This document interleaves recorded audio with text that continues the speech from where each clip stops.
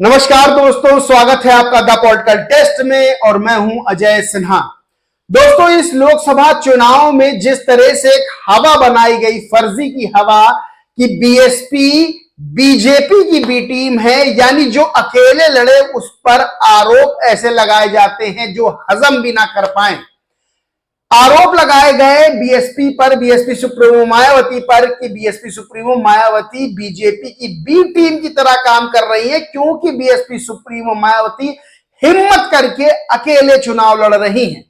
इसलिए विपक्षियों ने यह आरोप लगाने शुरू कर दिए, उनके समर्थकों ने आरोप लगाने शुरू कर दिए। लेकिन सच क्या है वो आज मैं आपको बता दूंगा, तथ्यों के साथ बता दूंगा, आंकड़ों के साथ बता दूंगा, खबरों के साथ बता दूंगा। और बहुत आसान है, जिस तरह से आरोप बीएसपी सुप्रीमो मायावती पर लगाए गए बीजेपी की बी टीम होने के, क्योंकि वो अकेले हिम्मत करके बीजेपी के आगे बिना किसी सहारे के चुनाव लड़ रही हैं, इससे बहुतों के पेट में मरोड़न उठने लगी। यानी जो जीत ना पा रहे थे उनको दूसरों का सहारा लेना पड़ा। बीएसपी सुप्रीमो मायावती ने डंके की चोट पर अकेले चुनाव लड़ने का ऐलान किया और वो अकेले ही चुनाव लड़ रही है, बिना किसी डर के और बिना किसी कदमों को पीछे किए हुए, बिना किसी सहारे के बीजेपी के सामने टक्कर ले रही हैं। वहीं ये आरोप लगाए गए, इन आरोपों को किस तरह से सोशल मीडिया के जरिए थोपने का काम किया गया, आज इस चीज का मैं खुलासा कर दूंगा और ये बता दूंगा कि बीजेपी की असल में बी टीम है कौन। दोस्तों, कुछ आंकड़े हैं, क्योंकि आंकड़े कभी झूठ नहीं बोलते हैं, खबरें कभी झूठ नहीं बोलती हैं और पीछे बीता हुआ कल भी कभी झूठ नहीं बोलता है। तो मैं ये बता दूंगा आंकड़े कि बीजेपी की बी टीम है कौन। दोस्तों, 2019 के लोकसभा चुनाव की बात कर ले, जब उत्तर प्रदेश में बीजेपी के सामने समाजवादी पार्टी और बहुजन समाज पार्टी ने गठबंधन किया था और किस तरह कांग्रेस कथित तौर पर बीजेपी की बी टीम के रूप में काम कर रही थी, वो आज मैं आपको बता देता हूं। दोस्तों, धौरहरा सीट की बात कर ले, धौरहरा सीट की, वहां पर बीजेपी की रेखा वर्मा चुनाव लड़ी 2019 में, जिनको 5,12,905 वोट, 5,12,905 वोट बीजेपी की रेखा वर्मा को मिले, यानी 48.21%। सेकेंड नंबर पर रही बीएसपी, जिनके अरशद इलियास सिद्दीकी प्रत्याशी थे और उनको मिले 3,52,294 वोट और कुल मिलाकर 33.12% वोट। अब यहां पर कांग्रेस को देखिए, जो तीसरे नंबर पर थी, कांग्रेस के जितिन प्रसाद चुनाव लड़े थे, उनको मिले 1,62,856 वोट, 15.31% वोट। यानी यहां पर कांग्रेस ने बीएसपी के वोटों को काटने का काम किया और बीजेपी जीती। वोट प्रतिशत की बात कर लें तो 15.5% कांग्रेस को वोट मिले थे और बीजेपी जो है वो 15% वोटों से इस चुनाव को जीती थी। यानी कांग्रेस के वोट अगर बीएसपी को मिल जाते तो बीएसपी धौरहरा सीट पर चुनाव जीत जाती 2019 में। अब बात करते हैं बस्ती लोकसभा सीट की, 2019 की। बस्ती में बीजेपी के हरीश द्विवेदी को 4,71,163 वोट मिले, यानी 44.68%। बीएसपी के राम प्रसाद चौधरी को 4,40,808 वोट मिले, यानी 41.8%। वोट का अंतर लगभग 31,000 का अंतर था बीजेपी और बीएसपी में। वहीं कांग्रेस के राजकिशोर सिंह को 86,920 वोट मिले। यहां भी कांग्रेस ने जो है वोट काटने का बीएसपी के काम किया। अब बात करते हैं मेरठ सीट की। मेरठ में बीजेपी के प्रत्याशी को 2019 में राजेंद्र अग्रवाल थे। राजेंद्र अग्रवाल को 5,81,184 वोट मिले, 48.19%। वहीं बीएसपी के हाजी याकूब कुरैशी को 5,81,455 वोट मिले, यानी 47.80%। वोटों का अंतर रहा लगभग 5,000 का। 5,000 से भी कम वोटों से जो है बीएसपी मेरठ सीट पर 2019 में चुनाव हारी। कांग्रेस को के हरेंद्र अग्रवाल थे, इनको मिले 34,479 वोट। यानी यहां भी कांग्रेस ने बीएसपी के वोटों को काटने का काम किया और बीएसपी हारी मेरठ सीट पर।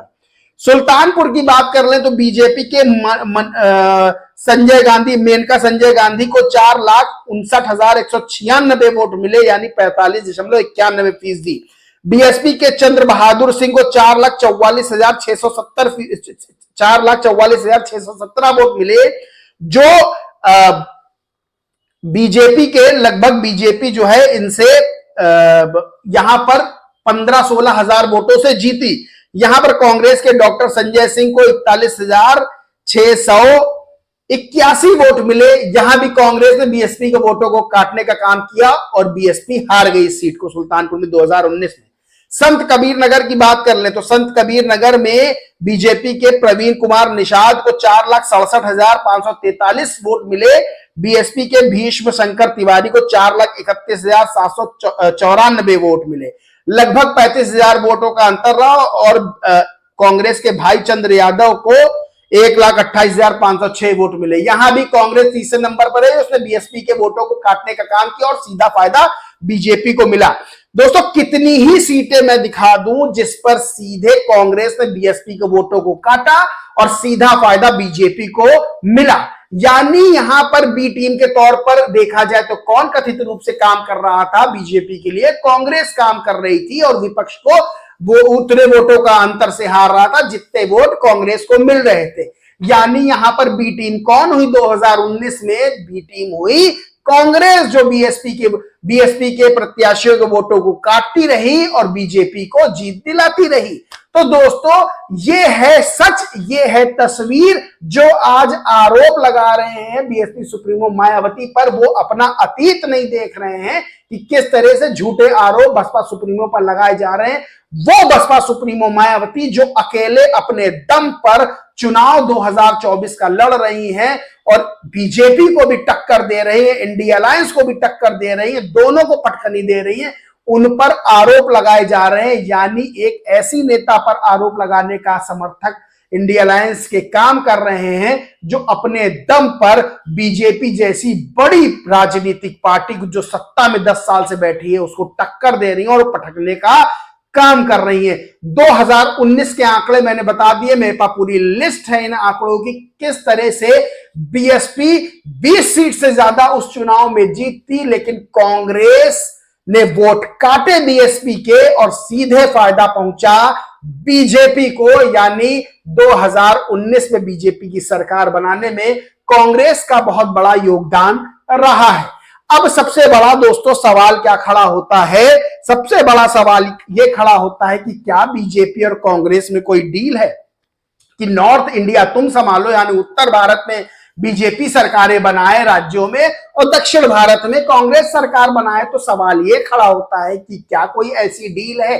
क्योंकि बीएसपी सुप्रीमो मायावती लगातार कई सालों से आरोप लगाती चली आ रही कि बीजेपी और कांग्रेस एक ही थाली के चट्टे बट्टे हैं, यानी एक ही थाली के बैगन हैं और दोनों एक ही तरह का काम करते हैं। वो उन पे आरोप लगाते हैं, वो उन पे आरोप लगाते हैं, लेकिन जो वादे करते हैं वो दोनों ही पूरे नहीं करते। दोस्तों, सबसे बड़ी बात यही है कि क्या दोनों में डील हुई कि उत्तर भारत बीजेपी संभाले और दक्षिण भारत कांग्रेस संभाले? क्योंकि जिस तरह से राजनीति कर रहे हैं और जिस तरह से दोस्तों अमेठी और रायबरेली जैसी महत्वपूर्ण सीट जो कांग्रेस के पास हमेशा से रही है, वहां 2019 में राहुल गांधी का चुनाव स्मृति ईरानी के सामने हार जाना, वो राहुल गांधी जो पूरे भारत में कांग्रेस को जो है लेकर चल रहे हैं, कांग्रेस का चेहरा है, कांग्रेस को जीत दिलाने की कोशिश कर रहे हैं, न्याय यात्रा निकाल रहे हैं, 2019 में अपनी अमेठी सीट पर स्मृति ईरानी से हार गए। सबसे बड़ा सवाल ये खड़ा होता है और 2024 में अभी तक रायबरेली और अमेठी जैसी सीट पर कोई प्रत्याशी के नाम की घोषणा नहीं हुई, खाली चर्चा चल रही कि राहुल गांधी और प्रियंका गांधी चुनाव लड़ेंगे। वहीं रॉबर्ट वाड्रा ये कहते हैं कि वो भी लड़ सकते हैं रायबरेली और अमेठी सीट से। यानी क्या ये पुलाव पक रहा है, ख्याली पुलाव पक रहा है, क्या राजनीतिक खिचड़ी पक रही है कांग्रेस में? ये समझ से बाहर की चीज है। और जिस तरह से अमेठी में कई महीनों से स्मृति ईरानी तैयारी कर रही है, वहीं राहुल गांधी अमेठी जैसी सीट पर जो उनके पारंपरिक उनकी सीट मानी जाती है, वहां पर यह भी डिसाइड नहीं हो पा रहा। अभी सूत्रों के हवाले से खबर आ रही है कि राहुल गांधी अमेठी सीट से लड़ेंगे, वहीं रायबरेली सीट पे तो अभी कुछ भी क्लियर नहीं हुआ है। तो सवाल यह खड़ा होता है कि असल में बीजेपी की बी टीम है कौन, बीजेपी को जीत दिलाने का काम कौन कर रही है। और उदाहरण के तौर पर मैंने आपको बता दिया कि 2019 में किस तरह से बीएसपी की कई सीटें हाथ से इसलिए निकल गई क्योंकि कांग्रेस बीएसपी का वोट काटती रही और सीधा फायदा बीजेपी को जाता रहा। दोस्तों, इस पूरे मामले पर आपका क्या मानना है, क्या कहना है, कमेंट करके जरूर बताएं। आप बताइए कि बीजेपी की असल में बी टीम है कौन और कौन ऐसी पार्टी है जो बीजेपी को सीधा फायदा पहुंचा रही है। कमेंट जरूर करिए। वीडियो अच्छा लगा हो तो लाइक करें, शेयर करें और दोस्तों चैनल को सब्सक्राइब नहीं किया है तो सब्सक्राइब करके बेल आइकन जरूर दबा लें। जय हिंद, जय भारत।